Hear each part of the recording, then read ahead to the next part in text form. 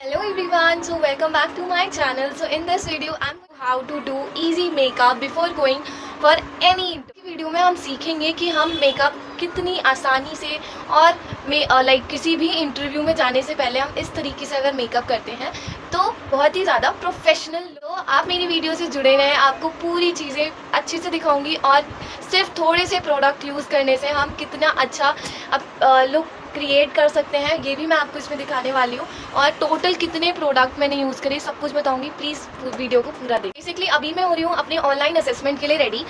जैसे कि आपको पता है मैंने अभी इंडिगो का कैबिन क्रू का इंटरव्यू दिया था और अब उन्होंने वॉक इन इंटरव्यू बंद कर दिए हैं, तो उसके लिए अब हम ऑनलाइन ही अप्लाई कर सकते हैं और मेरे पास आज मैं वो कर रही हूँ। तो उसके लिए पहले हम होंगे पूरी तरीके से रेडी, क्योंकि ऑनलाइन असेसमेंट भी रेडी होकर करने जा रही हूँ। ये वाला मॉइस्चराइज़र अप्लाई, एंड ये मॉइस्चराइज़र सच में बहुत ही ज़्यादा अच्छा है और हमें जैसे कि बहुत सारा मॉइस्चराइज़र यूज़ करना चाहिए, तो ऑफकोर्स मैं वही करूँगी। स्किन हाइड्रेट रहनी चाहिए हमारी। कभी भी कोई भी मेकअप अगर शादी में जा रही हो तब तो भर भर के लगाओ, क्योंकि इससे क्या होता है हमारा मेकअप बहुत रियल। के बाद मैं ज़्यादा कंसीलर वगैरह वो लोग यूज़ करेंगे जिन्हें ज़्यादा डार्क सर्कल, पिंपल और एक्ने की प्रॉब्लम है। बाकी जो बहुत क्लियर स्किन के लोग हैं उन्हें कंसीलर किसी भी चीज़ की ज़रूरत नहीं है। They just need a one foundation. ये नार्स का फाउंडेशन बहुत ही अच्छी कवरेज देता है, specially for my tone. This is really use करें तो मेक श्योर आपका स्पंज जो है वो गीला हो, इतना भी नहीं कि उसमें से पानी गिर रहा हो, इस टाइप का कि ऐसे बहुत स्पंज वालो या फिर ये कर लो। बात एक ही है, ठीक है, आपको सब कुछ दिखेगा अभी। और कभी भी इस तरीके से नहीं लगाते हैं फाउंडेशन, इस तरीके से लगाया जाता है, dab dab dab dab. Always remember because this is something which is very very important. थोड़ा सा फाउंडेशन लेके आंखों के नीचे, आईब्रोज पे नहीं करना होता है मेकअप, फाउंडेशन को लगाना होता है, ठीक है। उसके बाद आप अगर आपको हाईलाइट करने हैं आपके जो कॉर्नर एरियाज होते हैं, लाइक आपकी nose, eyes, right, and this part and this part, तो उसके लिए हम थोड़ा सा मेकअप इधर लगाने के बाद ऐसे tap tap tap tap tap tap पूरे में करेंगे उसी एरिया पे, ये नहीं सारी जगह पे ऐसे ऐसे। देखो I am also not a trained person, ठीक है, मैंने भी देख देख कर ही सीखा है, बट बहुत बार कर चुकी हूँ, इसलिए now I know everything nicely. उसके बाद मैं ज़्यादा कुछ यूज़ नहीं करती हूँ, टू बी वेरी ऑनेस्ट। उसके बाद मैं लगाऊंगी ब्लश। अभी मैं यूज़ कर रही हूँ ये किसका ब्लश है, ये मालियो का ब्लश, ओके। मेरे पास बहुत सारे ब्लश हैं बेसिकली, बट आज मैं ये नया यूज़ कर रही हूँ क्योंकि मेरा पुराना वाला मुझे दिख नहीं रहा है। लगाया, आई होप ये विजिबल होगा आप सबको। थोड़ा सा उसी को नाक पे लगाया, अलग से नहीं लगाना है कुछ भी, इसे थोड़ा चिन के पास लगाया, ठीक है।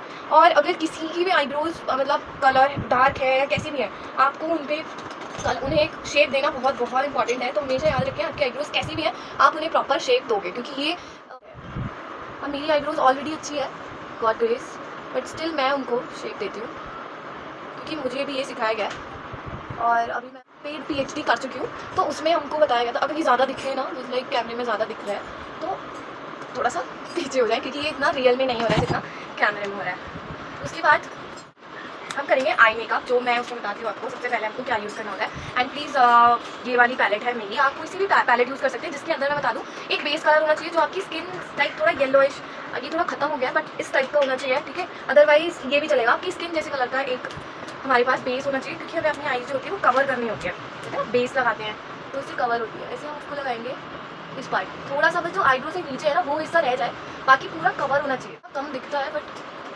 लगा हुआ है, प्रॉपर लगा हुआ है, ठीक है। अगर किसी की बड़ी आँखें हैं, जैसे किसी की शेप अलग अलग होती है आँखों की, जैसे आईब्रोज की अलग होती है इसी आँखों की भी होती है, अगर आपकी आँखें बड़ी हैं तो लाइनर विंग वाला लगाना अच्छा नहीं लगता है, बहुत ज़्यादा और ज़्यादा बड़ी लगती है आँखें। तो आप क्या कर सकते हैं, आप ये ब्राउन वाला शेड यूज़ करके, ये वाला ब्राउन या फिर ये, ठीक है, इनमें से कोई एक यूज़ करेंगे पूरी पे, हल्का बिल्कुल हल्का ब्राउन। उसके बाद ब्लैक काजल से थोड़ा बिल्कुल पतला पतला यहाँ लगाएंगे, और उसके बाद छोटे ब्रश आते हैं उससे मैं उसको अंदर ही अंदर घुमा के, तो वो क्या होगा, आपका एक बहुत ही अच्छा आई मेकअप निकल के आएगा। और उसमें आपको लाइनर लगाने की जरूरत नहीं है, और still if it is needed तो आप ऐसे होकर बिल्कुल अपने आईब्रोज के बिल्कुल कॉर्नर्स पे लाइनर लगाओ। अपने आप लाइनर लगाने की यही एक सबसे अच्छी ट्रिक है। जब भी आप शीशा ले रहे हैं, शीशे के आगे खड़े हैं, तो आप बिल्कुल ऐसे देखो इस तरीके से शीशे में, इस तरीके से, एंड लाइनर फिर इस तरीके से लगाओ बिल्कुल पलकों के ऊपर, तो उससे जो लुक आता है ना बाद में बहुत ही अच्छा आता है।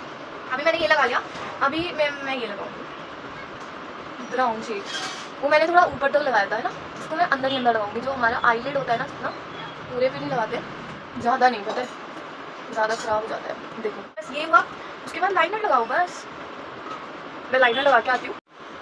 सो गाइज लाइनर लगाना मेरे लिए बहुत आसान काम है और आप देख सकते हैं मैंने कितना अच्छे से लाइनर लगाया। मैं हमेशा विंग लाइनर लगाती हूँ क्योंकि ये मेरे ऊपर सूट करता है। उसके बाद कुछ नहीं, मैंने लाइनर लग गया, आगे लिप लाइनर लगाओ थोड़ा डार्क। ये वाली लिपस्टिक मेरी मम्मा की बहुत अच्छी लगती है, ऑलमोस्ट खत्म होगी तो ये सारी मैंने यूज़ की है और मैं बहुत टाइम से यूज़ कर रही हूँ इसको। मैंने अभी जो भी मेरी PhD की क्लासेस हुई थी मैंने उसमें यही यूज़ की एंड सच बता रही हूँ ऑनेस्टली जब मैं इसको लगाती थी ना तो मुझे कुछ और लगाने की ज़रूरत ही नहीं है। पूरे क्लास में सिर्फ इसी का पूरा टाइम हो जाता था और ये हटती भी नहीं थी मेरे लिप्स से, तो ये मुझे नहीं जा रहा हो। लिपस्टिक से पहले लिप लाइनर ज़रूर अप्लाई करो क्योंकि लिप लाइनर से जो लुक आपके लिप्स पे आता है ना वो आउटस्टैंडिंग होता है एंड आई बताता है। एंड उसके बाद हमारा मेकअप हो चुका है डन। अब मेकअप के बाद जो सबसे इंपॉर्टेंट है वो है हमारे हेयर। उसके लिए हमें क्या करना है, जैसे कि पता है अगर कोई भी इंटरव्यू में जा रहे हैं ऑफकोर्स बाल खोल के नहीं जाते हैं। दूसरी चीज़ हम कोई भी ऐसा भी रैंडम मतलब कैसा भी हेयर स्टाइल नहीं बना सकते लाइक पफ बफ बना के, ये सब यूज़ नहीं करते, बहुत ही नॉर्मल सोबर सा, ठीक है। ऐसे करके मैं तो ये वाला हेयर स्टाइल रखती हूँ। एक्चुअली मेरे यहाँ पे ये इशू भी है, अगर मैं ऐसे करती हूँ तो मेरे यहाँ से अलग बाल दिखते हैं। ये मोस्ट सारी मतलब बहुत सारी लड़कियों को ये वाला इशू रहता है, तो उसे छोड़ो। अभी हम क्या करेंगे, इसको पहले एक बनाते हैं हम बन, नॉट बन, हम बनाएंगे रबो, छोटी बनाएंगे हम, ठीक है,